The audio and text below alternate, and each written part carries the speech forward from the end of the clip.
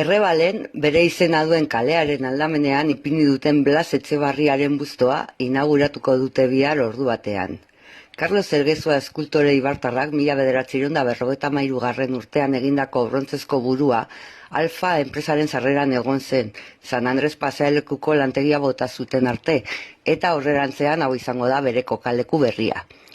Blas Etxebarria Agirreko Mezkorta Ibarren jaio zen 1882ko otsailaren 2an, eta 1951ko maiatzaren 13an hil zen 59 urte zituela. Merkataritza ikasketak amaitu eta Orbea enpresan hasi zen lanean. 1920 urte inguruan sasoi hartako Banco de San Sebastianeke Ibarren bulego bat irekitzea erabaki zuen eta Blas Etxebarria hartu zuten zuzendari izateko.